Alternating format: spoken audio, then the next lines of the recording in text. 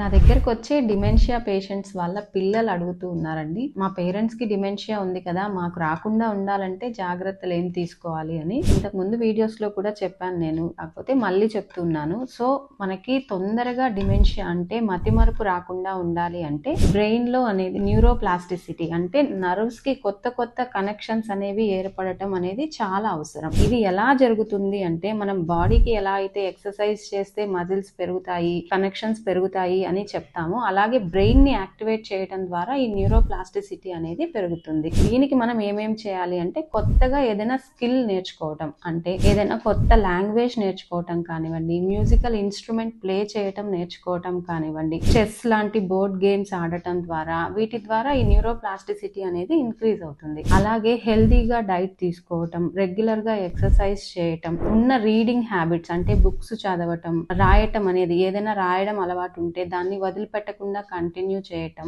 అందరితో సోషల్ గా ఎక్కువ పార్టీస్, ఫంక్షన్స్ లాంటి ఎక్కువ మంది ఉండే ప్రదేశాలకి వెళ్ళి టైం స్పెండ్ చేయటం, ఇలాంటివన్నీ చేయటం ద్వారా వీళ్ళకి న్యూరోప్లాస్టిసిటీ పెరిగి మతిమరుపు వచ్చే ఛాన్సెస్ అనేవి తగ్గుతాయి. నమస్తే, నేను మీ doctor Shirisha, consultant neurologist, Shirisha న్యూరోకే, రెడ్డి అండ్ రెడ్డి కాలనీ, తిరుపతి.